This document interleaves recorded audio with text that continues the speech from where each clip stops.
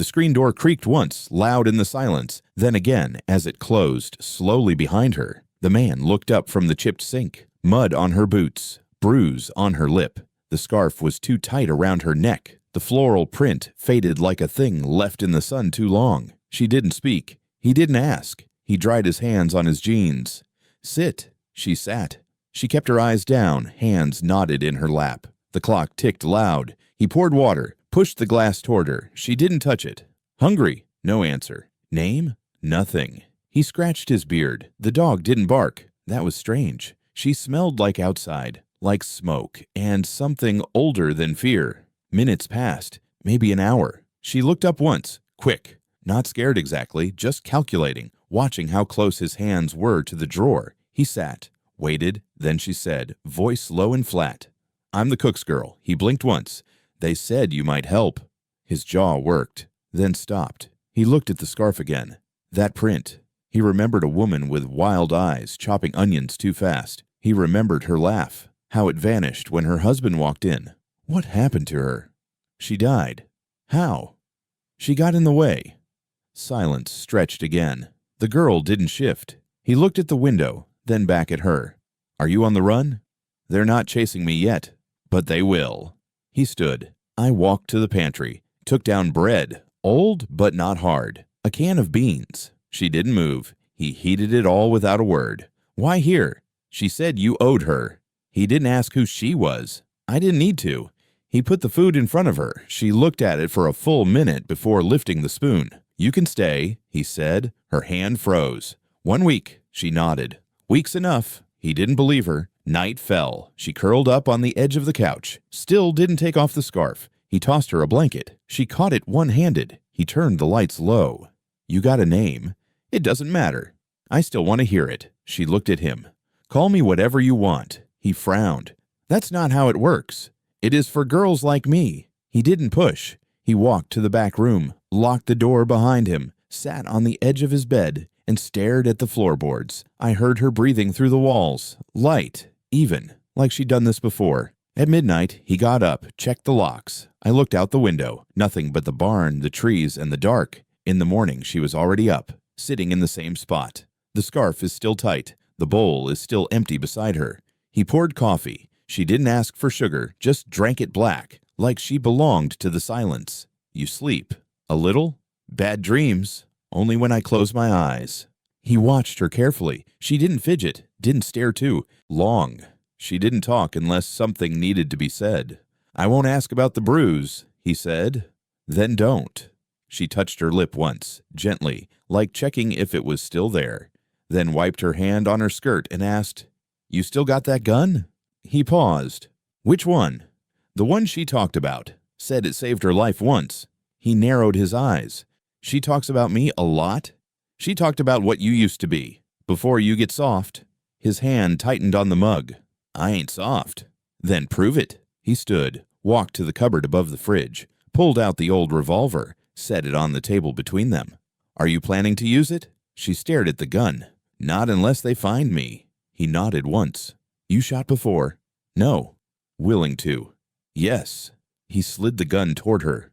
1 week, he said again. She didn't answer. Later, he heard her in the bathroom, throwing up quietly. He didn't mention it. She came out pale, wiped her face, and sat back down like nothing had happened. "You have a family?" "No." "Friends?" She looked at him. "Do I look like I got friends?" He grunted. "No." She stared at the flame on the gas stove. "Have you ever killed anybody?" He didn't answer right away. She looked at him again. "Yes." She nodded. "Thought so." He sat down across from her, rested his elbows on the table. "You want to stay longer than a week?" he said. "You tell me now." "I said a week." "All right." But she didn't blink, didn't look away. And for the first time since she walked in, something behind her eyes changed. Not fear, not pain. Just something that looked too much like belonging. He stood, reached for the coffee pot, and poured her another cup. This time, she drank it slower. "You got chores?" He raised an eyebrow. "Let me earn it." He nodded. "We'll start with the hens." She stood, tied the scarf tighter, walked out the door ahead of him. He watched her walk like she'd lived here her whole life. And for the first time in years, he left the screen door open. She didn't cry at breakfast, not when she burned her hand on the kettle handle, not when she scraped her shin on the coop gate, not even when the wind slammed the screen door into her shoulder and left a red mark like a handprint. He noticed, but she didn't flinch, just kept moving like nothing touched her. He served her stew, still hot, thick with potatoes and meat. She picked around the onions like it was muscle memory, like someone had once taught her not to trust flavor. "You don't like onions? They smell like sick." He pulled a chair out, sat across from her. I watched her eat slowly, carefully. Her eyes never lifted. "You slept all right?" She shrugged. "You dream?" "No." He tilted his head. "You sure?" "I don't close my eyes long enough." He didn't say anything after that, just watched her spoon another bite without looking up. "Do you talk to your mama much?" She paused. Not long, just enough for him to catch it. "No." "She talks to you?" "Only when he wasn't home." He waited. "She said if anything ever happened, I should come here. Said you weren't as bad as you looked." He raised his eyebrows. "That's what she said. She also said you used to be mean, but not cruel." He leaned back. "She always knew the difference." She set her spoon down. Her hands moved to the scarf, twisting it loose, folding it once, twice, 3 times, then unfolding it again. The same rhythm, over and over. "You miss her?" he asked. "No." "You're lying." "I don't miss people, just moments." He studied her face, eyes dry, lips tight, nothing behind them but something heavy, something too still. "Have you ever cried?" She looked up at him. "No." "Not even at the funeral?" There wasn't one. His jaw shifted. "Where's she buried?" "She's not." His breath caught barely. "They burned the house down," she said, "with her still in it." He sat forward. "You saw?" "I heard."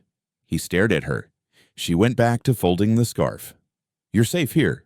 "No, I'm not." "You are." "Not if they find out I'm here." He didn't ask who. Didn't press. She finished the stew in silence, wiped her mouth with the back of her hand, got up, rinsed the bowl. He didn't stop her. She moved through the kitchen like she belonged in it, like the silence followed her, not the other way around. When the sun dropped low, she curled up on the couch again. Same blanket, same spot. Her boots stayed on. She stared at the ceiling. "You cold?" he asked. "No." "Do you need anything?" She shook her head. "You're sure?" "I'm fine." He stood there a moment. I wanted to say something. Anything. But the quiet between them was too thick. "Have you ever screamed?" he asked. "No." "Why not?" "Because nobody would come." He turned off the light. The room went dark. She didn't make a sound. That night, he lay in bed with his hands on his chest, staring at the cracks in the ceiling, heard the old boards creak under her weight, heard the wind push against the shutters. Then the dream came. His daughter was sitting in the yard, 3 years old, dressed dirty, hair in her face. She looked up at him with the same blank expression the girl had. Not sad, not scared, just watching. She held something in her lap. A scarf. Floral. Frayed. He woke before she spoke. The house was quiet. He got up, walked to the front room. She was still on the couch, still breathing, still curled tight like a question nobody wanted to answer. The scarf was in her hands, folded. "Can't sleep?" he asked. "I never do." He sat on the floor beside the couch, knees cracking. "You know what happened to her, don't you?" She nodded. "She left you behind." She shook her head. "She protected me. That's why they killed her." He looked at her long and slow. "You don't have to be alone anymore." She blinked once. "Yes, I do." He leaned back against the wall. "You never need to cry," he said. "You can." She turned her head away.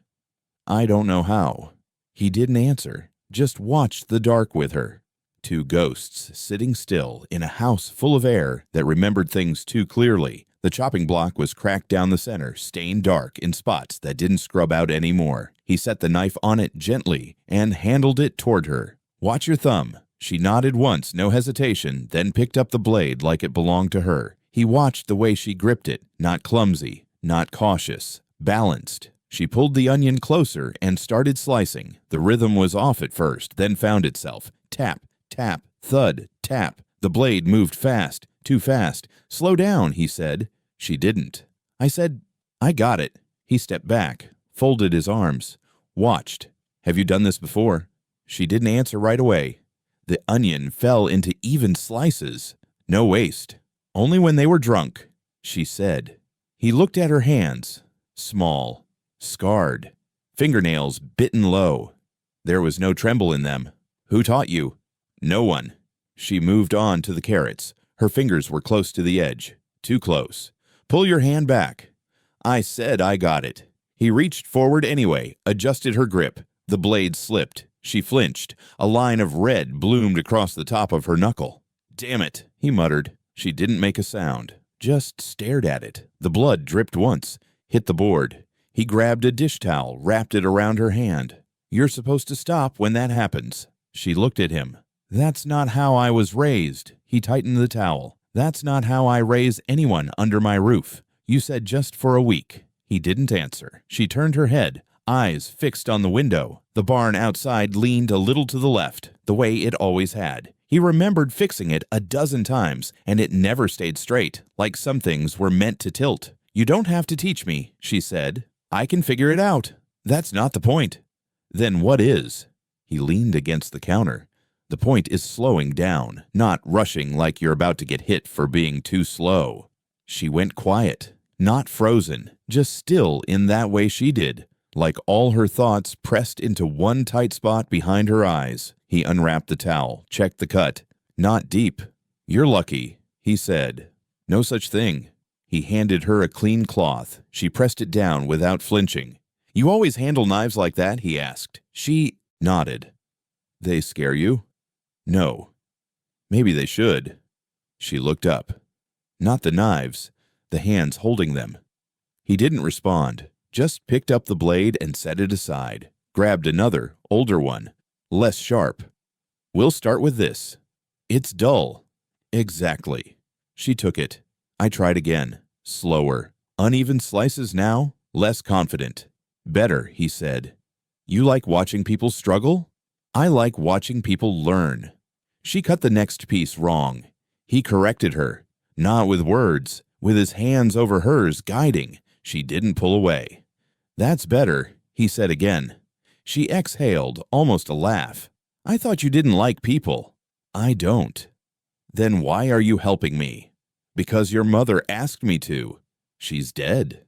"Still asked." She set down the knife. I looked at him, tired. "I don't want to be a project." "You're not." "Then what am I?" He paused. "A kid who needs to know how to cut onions without bleeding." She watched him grab the sharpening stone. He ran the edge of the blade over it, slow, steady. "That's how you do it," he said. "Every few days. Keep it sharp, but not too sharp."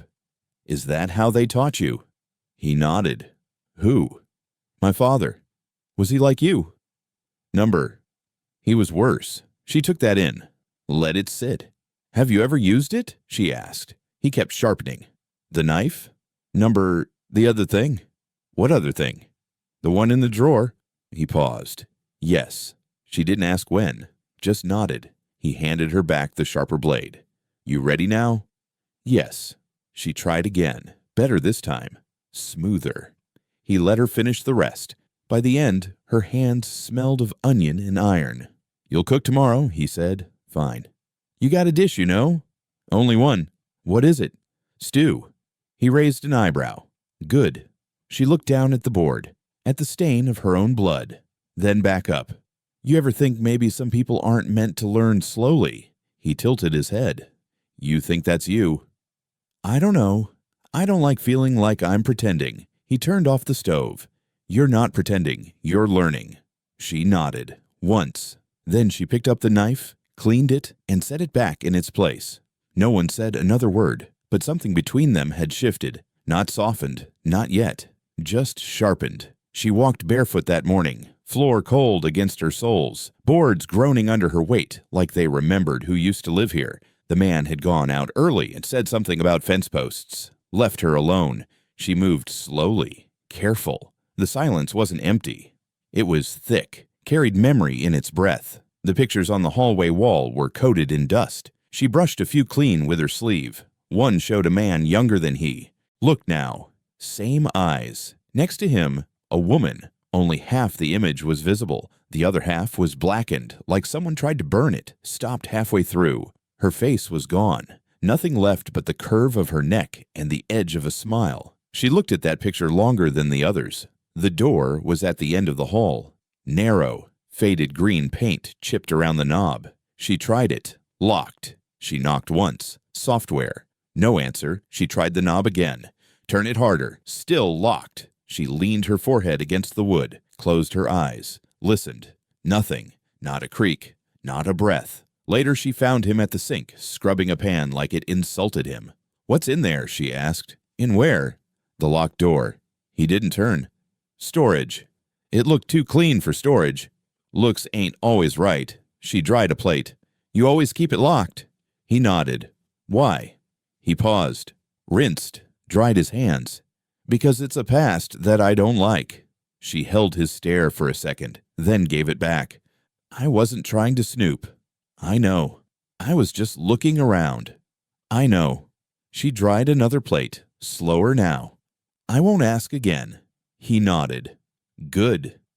That night, the wind picked up, whistled through the siding. She sat at the little table with the stub of a pencil and the back of an old envelope. She didn't draw well. I didn't care. She sketched anyway. A girl, small, standing in a kitchen, eyes big, hair tied back. A man behind her, tall, faceless.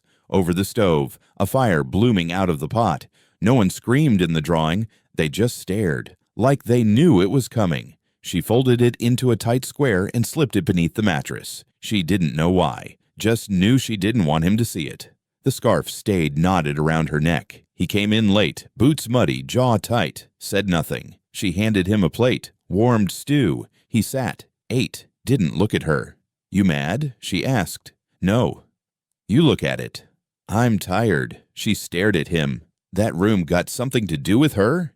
He set the spoon down. "I said I wasn't going to ask again." He looked up. "You just did." She shrugged. "That one didn't count." He didn't laugh, but he didn't get up either. She finished her stew, scraped the bowl clean. "You ever think maybe some doors should stay locked?" he asked. "All the time." "Then leave it alone." I said I would. They sat in silence, only the ticking clock between them. "You keep things in there?" she asked quietly. "No." "Then why does it feel full?" He pushed the bowl away, stood. "Go to bed." She did, but not before checking the door one more time. Still locked. She lay awake longer than usual, stared at the ceiling. Imagine what could be behind that door. Not monsters, not bones, just something that made a man lie. Without flinching, the scarf slipped off her neck in the night. First time it had been since she came. In the morning, she found it folded neatly on the table. No note, just waiting. She tied it back around her throat and didn't say a word. The skillet hissed too loud when she dropped the batter in. Hot oil leapt, struck her wrist. She yelped, pulled back, shook her hand quickly, teeth clenched but not crying. He was at her side before she could blink. "Let me see." "It's fine." "Let me see." She held it out. Red, already blistering. He turned on the faucet, shoved her wrist under cold water. "Hold it there." She nodded, lips pressed tight. Water splashed against the sink, down her elbow, onto the floor. He grabbed a rag, folded it, pressed it gently around her skin. "You gotta be more careful." I said I'm fine. "Fine. Don't look like this." She didn't pull away, didn't argue more, just stared at the water, breathing slow. Then she whispered it, so soft it barely had shape. "Thanks, Papa." The faucet kept running. The water kept spilling. But something in him stopped. He didn't move, didn't breathe. She didn't repeat it, didn't correct it either. He shut the faucet off, dried her hand, didn't say a word. They went back to cooking like nothing happened. She flipped the cakes. He set the table. Neither looked at the other too long.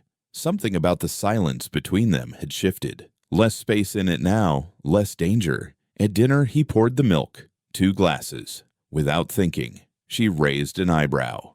"You don't drink milk." "I do now." She didn't smile, But she didn't point it out again either. They ate slowly, her burn wrapped tight in gauze. His hand twitched like it wanted to say something but didn't know the words. "You gonna say anything?" she asked. "About what?" "You know what?" He stabbed at a piece of sausage. "Don't gotta say something just because a word slipped out." It didn't slip. He looked at her then. Really looked. She didn't look away. "You don't know what that means," he said. "I do." "You don't." "I said it anyway." "Are you trying to replace him?" "No." "Then what are you doing?" "I'm tired of not having someone to thank." That shut him up, made him lean back in the chair like it had kicked him. She finished eating, wiped her mouth, stood.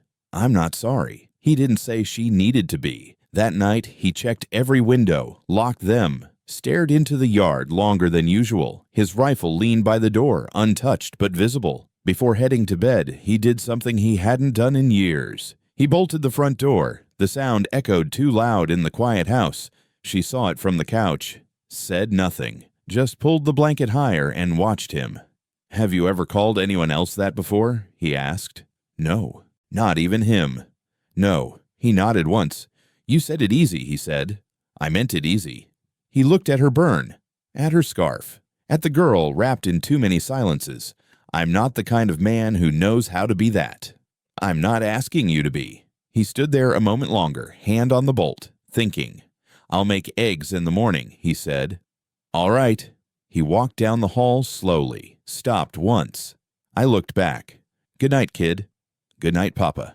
He didn't flinch this time. He just nodded, walked on, and let the name settle where it wanted. The knock came just after breakfast. 3 taps. Slow. Confidence. The kind of knock that doesn't ask. It tells. The man set down his coffee. Didn't speak. The girl froze mid-bite. Her eyes locked on him. He stood, wiped his hands on a dish towel, walked to the door. I opened it without a word. Sheriff Wallace stood there in a tan coat, too clean for real work. Boots polished, hat tilted like a crown, smile wide, eyes hard. "Morning." The man nodded. "Sorry to bother. Got a question or two." The girl stayed low, slipped behind the curtain, barely breathing. "Go ahead," the man said. Wallace glanced past him, into the house. "We're looking for someone. Small, dark hair, a little too quick in the mouth." The man scratched his beard. "You lost a child, or a stray." Wallace chuckled. "Cook's daughter." The man's jaw tightened. "Didn't know she had one. Didn't advertise it. The kid ran off last week. Folks say she might have wandered this way." The man shrugged. "Ain't seen no girl." Wallace leaned a little, looked inside. His eyes landed on the table. 2 plates, one still warm. He smiled wider. "Are you hosting breakfast for ghosts now?" The man didn't blink. "I still set one for my dead wife." A pause. Long. Then Wallace laughed too loud. "Hell, I get that. My old man used to talk to his dog 10 years after it died." The man didn't smile. Wallace stepped back. "Well, if you do see her, bruised lip, sharp tongue, you let me know." "Sure." Wallace tipped his hat. "Some girls ain't meant to be saved, you know." The man didn't answer, just closed the door slowly behind him. The latch clicked. The girl peeled the curtain back. Her fingers were white, knuckles locked tight. She looked at him. "You lied." "I did." He knew. He did. "You think he'll come back?" "Maybe." She stepped into the kitchen, picked up her plate, scraped the eggs into the trash, untouched. "You should have turned me in." "No." "You don't owe me anything." "Didn't say I did." She looked at him for a long time, then sat, pressed her palms to the table. "What happens if they come with more than questions?" "Then we stop answering." She nodded. "You think I'm worth all this?" He met her eyes. "That ain't your call." He walked back to the door, looked out through the cracks. "Next time you stay upstairs." "I wasn't gonna run." "I know." She paused. "He said I got a sharp tongue." "You do." She looked down. He hit her with the back of his hand. Always the back. Said it bruised differently. The man didn't move. "Once," she continued, "he hit her with the pan. Left her leaking on the kitchen floor. Said she'd spilled the eggs, and God doesn't like waste. Still, he didn't move. She crawled into the pantry and stayed there 2 days. I brought her water. That's the last time she said anything soft." He turned, leaned against the wall. "You think she's proud of you for running?" "No." "You think she wanted you to stay?" "I think she didn't want to be alone when she died." He nodded once. Then he reached into the drawer, pulled out the revolver, and checked the chamber. Have you ever shot? No. Are you willing to learn? She nodded. Good. You're gonna. He walked past her, out to the porch. The wind was up, dust curling through the yard. She sat a moment longer. I looked at the second plate. Still warm. She picked it up, set it in the sink. Then she walked to the locked door again, placed her ear against it. Nothing. Not a sound. She whispered, "Some girls ain't meant to be saved," then turned and walked away. She saw him watching the hill again. Same spot, same stillness. His hands were dirty from fence work, but his eyes weren't on the wire. They were fixed on that slope behind the barn, the one with the wild grass no one cut. She waited for him to finish hammering, then stepped into the yard, boots soft in the dust. "There's something out there," she said. He didn't answer. "Behind the barn, what is it?" He pulled another nail from the pouch on his belt, pressed it into the post. "Just a hill." "Don't lie." He didn't look at her. "You say that like you have a right to know." She stepped closer. "Maybe I don't, but I still want to." He drove the nail in. "That's the problem with wanting things." She waited. The wind caught her scarf, pulled it slightly loose. She didn't fix it. "I'm not trying to dig where I shouldn't," she said. "But every time you think I'm not looking, you stare at it." He dropped the hammer into the dirt, stood. "All right, then." He didn't ask if she was coming. I just started walking. She followed, past the coop, past the half-collapsed wagon, past the tree stump where an axe had been sunk years ago and never pulled back out. The grass grew wilder back there, taller. It scratched against her jeans. At the top of the hill stood a single cross. Wood, rough cut, splintered in places. No name, no flowers, just leaning slightly, like it was tired from standing too long. She stopped beside him. The silence weighed differently here. "Who?" she asked. He stared at the cross. "My daughter." She turned to him. "No name." He shook his head. "She had one, though, didn't she?" "She did." "Then why not put it here?" His eyes stayed on the wood. "Because names last. Longer than grief. Longer than shame." She lowered her voice. "Is that what you feel?" "I don't know what I feel anymore." She crouched down, ran her fingers over the dirt. Not fresh, but not forgotten. A few weeds grew around the base. She plucked one without thinking. "She died here?" she asked. He nodded. "Was she sick?" He hesitated. "She was hurt. Inside. Too much." She didn't press. "How old?" 3. She looked up. "That young. Some hearts come into this world already broken." She stood again. I walked in a slow circle around the grave, picked up a stone, small, flat, and placed it at the foot of the cross. "What's that for?" "She deserves more than nothing." He folded his arms. "She had more. Just not long." The wind picked up, moved the grass in waves. She looked toward the trees at the edge of the property. "Does your wife know?" "She was the one who buried her." "And you." I dug. She looked at him, quiet, for a long time. "Have you ever said her name out loud?" "No." "Are you afraid of it?" "Yes." She stepped close. "You want me to say it?" "No." She didn't ask again. Instead, she touched the cross once, like making sure it was real, then whispered something under her breath. "Are you praying?" he asked. "Maybe." "You believe in that?" "I believe in saying things nobody else will." He watched her lips move, didn't try to listen. "Does she look like me?" she asked. He nodded. "A little bit." "Same eyes?" Hers were soft. She didn't take it as an insult, just nodded. They walked back slowly, side by side. She didn't talk. He didn't offer anything. When they reached the porch, she stopped before going in. "Do you ever blame yourself?" "Every day."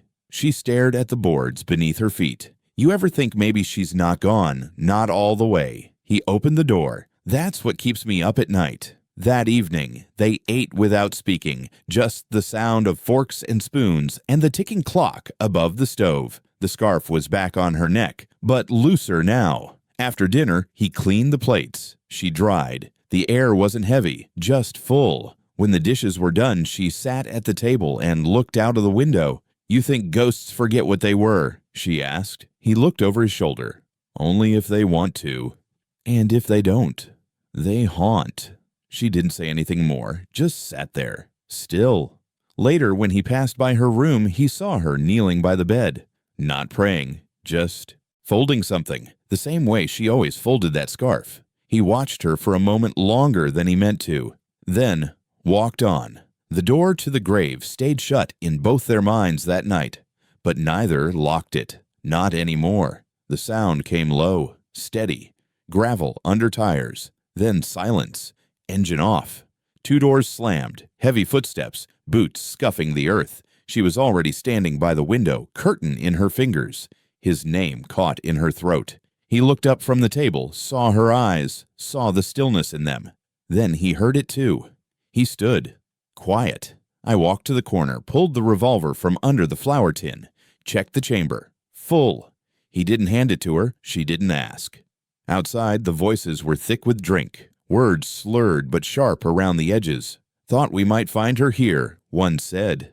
You always were soft on strays, the other added. Like picking up half-dead animals and thinking they'll love you for it. She stepped back from the window, gripped the scarf at her neck, tighter than usual. Her knuckles turned white. He opened the front door slowly, stepped out. Moonlight caught the edge of his jaw. No shotgun, no armor, just him and the anger he didn't bother to hide anymore. The men stood near the fence, one taller, one thick through the chest. Both smelled like sour corn liquor and sweat. You lost, he asked.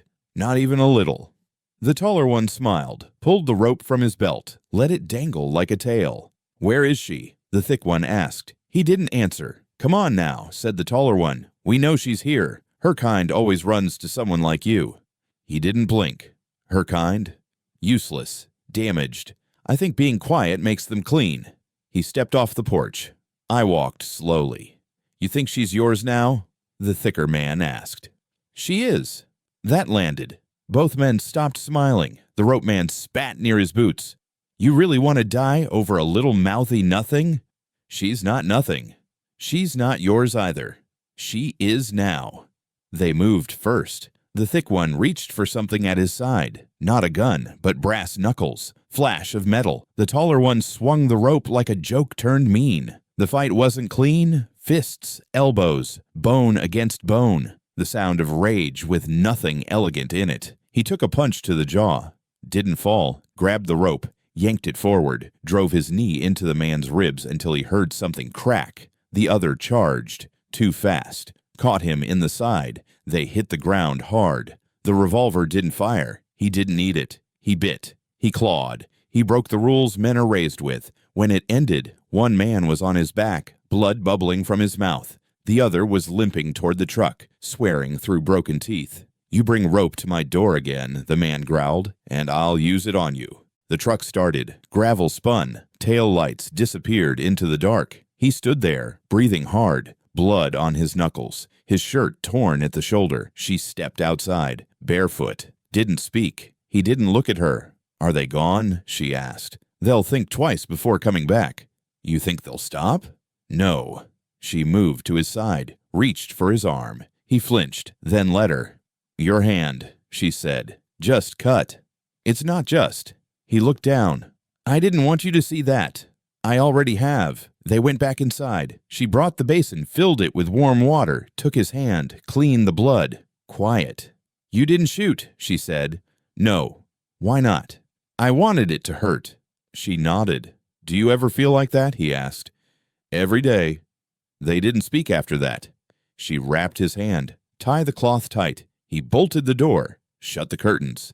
She sat by the window again, but not to watch, just to sit. He stood by the stove, listening. Every sound now felt like a question. They won't stop, she said. I know. They'll bring more. I know. You still want me here. He looked at her. I didn't say they could take you.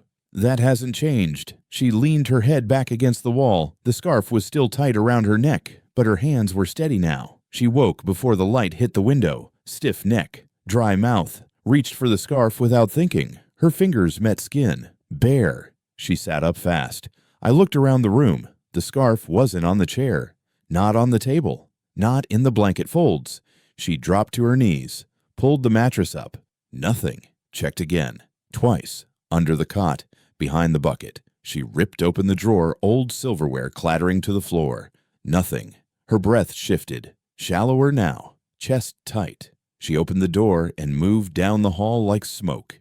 The kitchen. She checked the drawer where the rags stayed, the shelf behind the flour tin. She even opened the cold box like it might have hidden there. Absurd and impossible. Gone. She turned toward him. He was pouring coffee like it was any other morning. You see it? He didn't look up. See what? My scarf. No. You sure? He nodded. She scanned the room again. Her voice changed, smaller. I always put it beside me. Always. I know. It's not there. I know. She leaned against the counter, eyes wide, shaking her head. It's not just a scarf. I know what it is. It's her. He finally looked up. I know. Her face went still. You think they took it? She asked. I don't know. Say it. They could have. She stared at him like she didn't recognize his shape. Then she's gone, she whispered. He didn't answer. She sat at the table, didn't touch the food. He moved around her slowly, didn't push, didn't ask. By noon, she'd searched the whole house again, even the locked door, even behind the pictures. Someone was in here, she said. No one came in. How do you know? I was here. You sleep hard. I don't. She pressed her palms to her face. She always said don't lose it, said it was all we had. It's cloth. It's a memory. He looked down. You think she's gone because of a scarf? I think when you lose the last thing, it means you're next.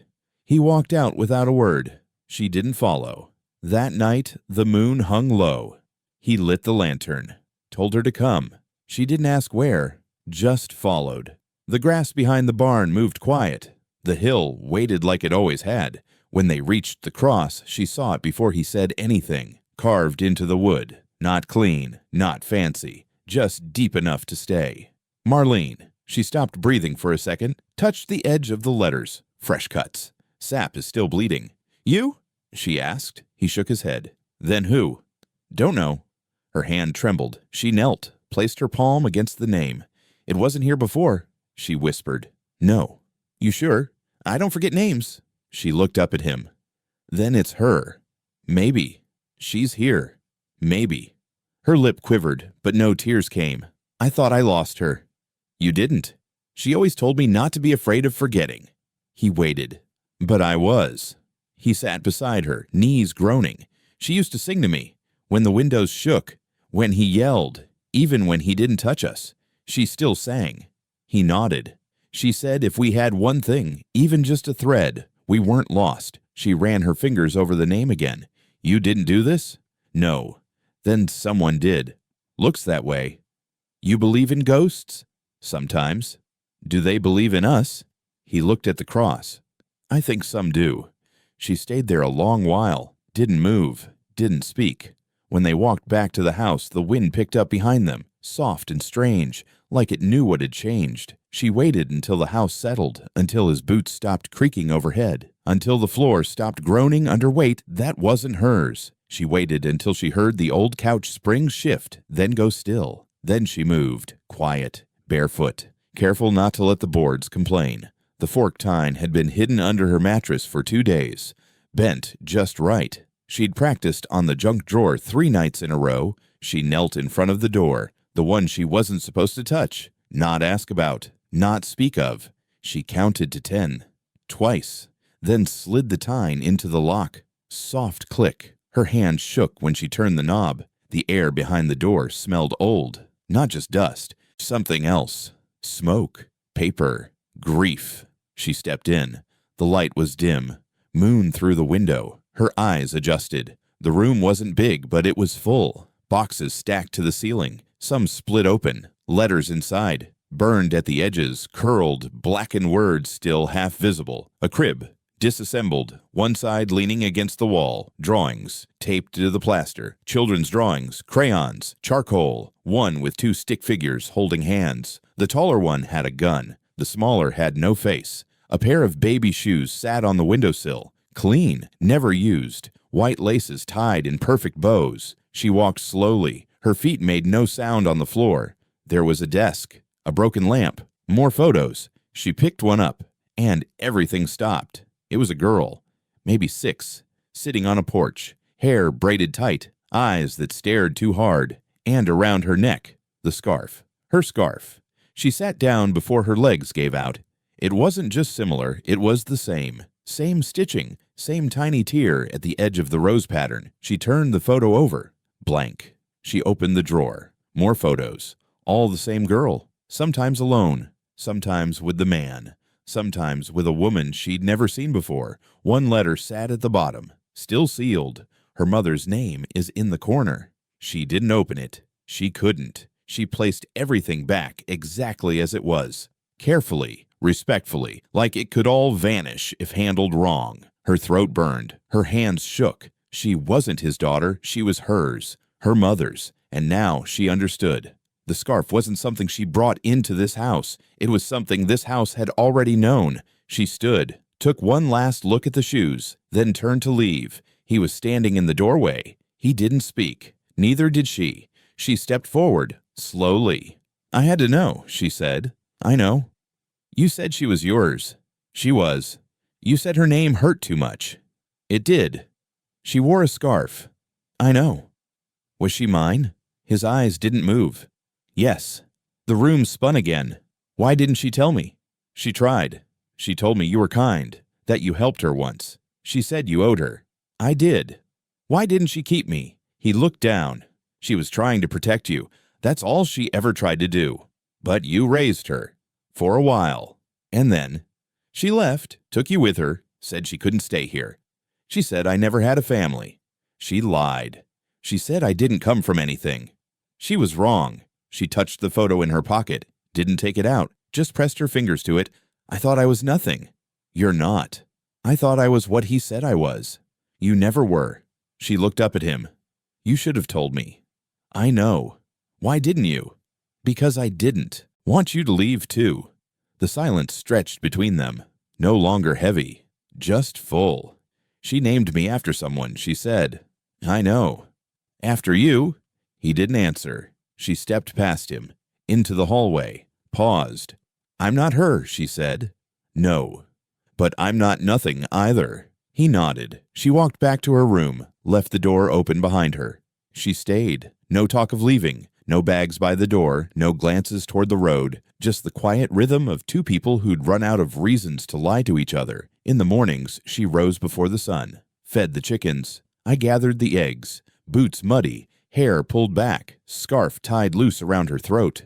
The same scarf, found folded on the edge of her bed the night after she unlocked the door. No note, no explanation, just waiting, like it had never been gone. He didn't ask her where she found it. She didn't say anything. He sharpened the knives on Sundays. She stood beside him now. "Hold the whetstone steady." I watched the blade glide over it, back and forth, clean and sure. He showed her the angle, the weight, the difference between a tool and a weapon. When he set the table, she set it for 3. Always 3. One for him, one for her, one for the space between them that finally stopped haunting. He didn't ask why. She didn't explain. One afternoon, the sheriff returned, truck loud on the gravel, dust rising like smoke behind him. He didn't knock, just stood outside, waiting. The man stepped out onto the porch, coat unbuttoned, sleeves rolled. Wallace looked at him long. "Is she still here?" He didn't answer. "You gonna lie again?" "No need to." The sheriff leaned against the rail. "Folks talkin'. Say she's not just hiding. Say she's yours now." "She is." "Is she a blood girl?" "No." "But she's yours." "Yes." Wallace looked past him, toward the barn, the hill. The wind caught the trees but didn't move the house. "You think you're saving her?" "No." "Then what?" "I'm keeping her." Wallace studied him. "Ain't your fight." "Maybe not. She's gonna bring trouble." "She already did." "Are you ready for more?" "Yes." The sheriff started a beat longer, then tipped his hat low. "Some ghosts never quit." "Some do." Wallace left without another word. Just like that. No threat, no promise. Just the truth between men who'd lived too long with the weight of silence. Inside, she watched from the window, arms crossed, eyes steady. "You talked to him?" she asked. "I did." "What did he say?" "It didn't matter." She stepped back. "Let the curtain fall." "You think he'll come back?"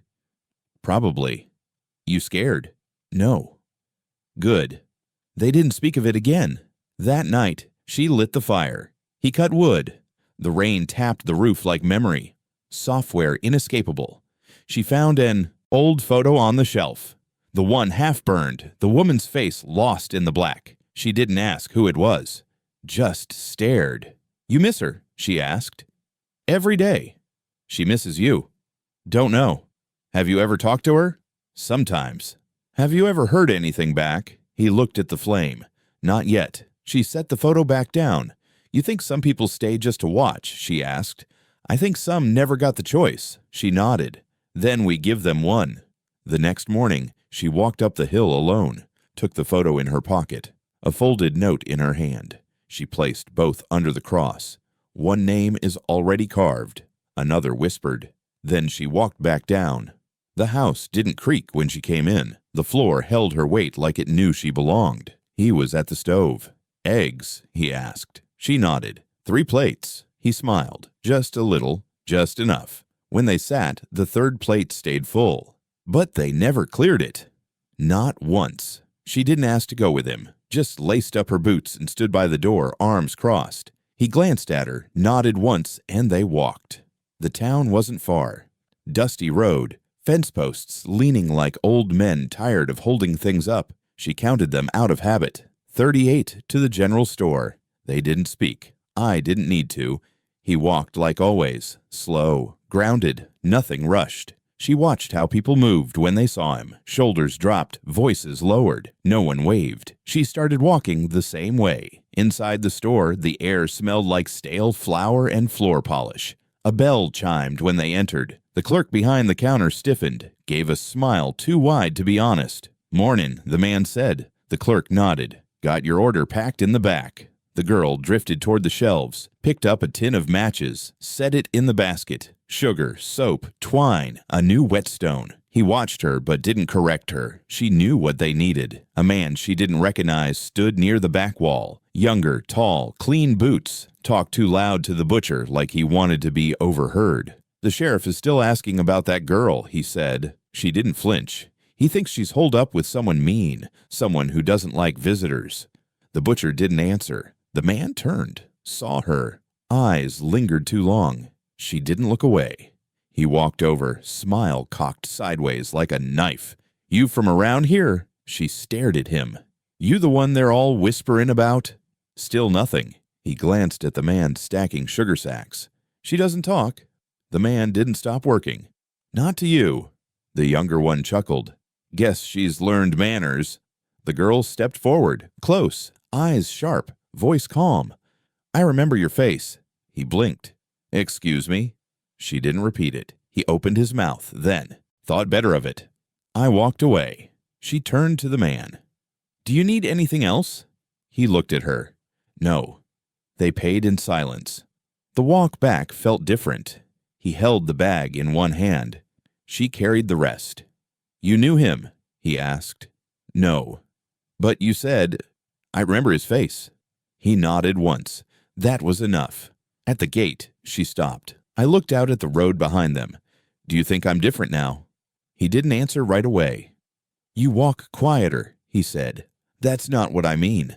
"I know." She let the silence stretch. "I don't feel afraid anymore," she said. "You shouldn't." "I think I'm becoming like you." He raised an eyebrow. "You watch everything," she said. "You remember what people say. You don't speak unless it counts." He opened the gate. "That's not something to become." She stepped through. "Then what is?" "Something you do when the world gives you no other choice." She thought about that. Then she said, "I don't think I'll ever forget anything." He closed the gate behind her. "Then don't." Inside, she set the bags down, unpacked slowly, measured out the sugar, stacked the matches, set the whetstone on the table. He watched her from the doorway. The scarf had been left behind that morning. First time since she got it back. She caught his glance. "You think she'd be proud?" she asked. "Your mother?" She nodded. "She'd be scared." "Of me? Of how much of her you carry?" The wind picked up outside, moved through the house like a warning. The girl stood straighter, no tremble in her hands. She used to say some people are made for surviving. "And some aren't?" She shook her head. "Some just survive differently." He looked at her, not like a child anymore, not even like a guest, like someone who'd chosen to haunt the place that tried to bury her. "You regret taking me in?" she asked. "No." "You think they'll come back?" "Yes." "You ready?" "I was born ready." She walked to the window, pulled back the curtain just enough to see the road. Still empty. "Then let them," she said. And this time, she meant it. The silence in town wasn't quiet. It was loaded. Faces turned without turning. Doors half opened, then shut again. Nobody said a word, but everybody watched. The girl felt it wrap around her as they walked. A tension that clung to her like humidity. Something was wrong, and everyone knew it. But no one would say it out loud. When they got home, she unpacked the rest of the supplies while he stacked the wood out back. The sun dropped fast behind the ridge. Chickens settled without fuss. No wind, just stillness. Then came the knock. Not on the door, but on the porch. A thud, low and final. He opened the door slowly. She stood behind him, arms crossed, breath tight. There it was, coiled, like a gift. Rope, no blood, no note, no one in sight. Just that same rope, the one from the night they came for her, stained in places, frayed at the end. He stepped out, scanned the trees. Empty. She didn't flinch, didn't cry. She knelt and picked it up with both hands. I felt the weight of it, the roughness, the memory. He moved to stop her. "Don't touch that." She didn't look at him. "I have to." They brought it inside, laid it on the table like a thing to be reckoned with. "Which one left it?" she asked. "Dunno." "Was it the one you broke, or the one that ran?" He didn't answer. She nodded. "Then it doesn't matter." He reached for the rifle, cleaned it slowly, eyes never leaving the door. She walked to the back room, came out with the shovel. "What are you doing?" he asked. "Ending something." He didn't stop her. She walked out back barefoot. Dirt is still soft from the last rain. She dug behind the barn where the grass hadn't yet grown back from the last time they buried the truth. The rope sat in a tin basin. She poured lamp oil over it, lit a match. The flame didn't roar, just hissed, like it was angry it had waited so long. She watched until it blackened, curled, and disappeared. When it was nothing but ash and smoke, she dug deeper.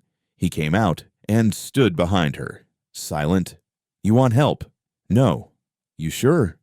"I don't need help burying what I've already survived." She poured the ashes slowly, covered them one handful at a time. When the hole was full, she pressed the dirt down with the back of the shovel. No stone, no marker. "That's it?" he asked. "That's enough." He looked at her, hands covered in soot, face blank, stronger than before, not harder, just less breakable. Inside, she washed her hands, scrubbed under the nails, wiped the basin clean. He sat at the table, the rifle between them. She poured 2 glasses of water, set one in front of him, one in front of herself. Then she sat. "You think he'll come back?" she asked. "I think one of them already did." "You think he saw?" "I hope he did." She drank slowly, set the glass down. "They wanted me to live scared." "I know." "They wanted me to believe I was still theirs." "You're not." She nodded. "No one ever taught me how to stop being afraid," she said. "You figured it out anyway." She leaned back in the chair. I looked out of the window. The night was still thick with things unsaid, but her part had been spoken. "What if the other one's already dead?" she asked. He looked up. "What do you mean?" She turned her gaze toward him. "One of them's floating in the river, or so I heard in town." He raised his eyebrows. "You didn't ask?" "I didn't need to." "And you think the other one left the rope?" "No," she said. "I think someone else did." He frowned. "Who?" She shrugged. "Someone who wants to see what I'll do next." He considered that. "Are you afraid?" "No," she said. "I buried that. The snow didn't fall, not yet, but the wind carried winter in it. Dry, sharp, metallic. She felt it in her knuckles when she gripped the axe and split kindling by the shed." He stood a few yards away, repairing the hinges on the chicken coop. They hadn't said much that morning. They didn't need to. The house had grown used to silence, comfortable in it, but something new sat in the quiet now. Expectation. She had dreamt of boots again, not footsteps, just boots, standing in the yard like they'd been left there on purpose, waiting to be filled. When she woke, the smell of rope ash was still in her nose. She didn't tell him. He didn't ask, but he kept the rifle leaning closer now, right by the window instead of behind the stove. By mid-morning, they'd run out of flour. She wrote it down on the list, tore the corner off the paper, and slid it toward him across the table. "I'll go," she said. He looked at her.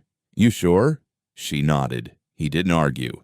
She saddled the mule, wore her thickest coat, the scarf tied tight. Not for fear anymore, for memory. The walk into town was shorter now. Her feet knew the path.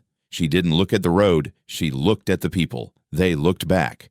Eyes dropped first, even the ones who used to smirk, even the women who used to whisper. The general store was quieter than usual. No one lingered. She picked up what they needed: sugar, salt, coffee, a spool of black thread. She paid in full. The clerk said nothing, but he handed her the change with 2 hands. Respect or fear, she didn't care which. She was almost out the door when she saw him. The man with the sharp boots, clean vest, hat too straight for any field work. He wasn't from around here. That much was obvious. But he stood like he owned something. She recognized the posture. She'd seen it before, in the one who used to spit when he spoke her name. He stepped in front of her as she pushed through the door.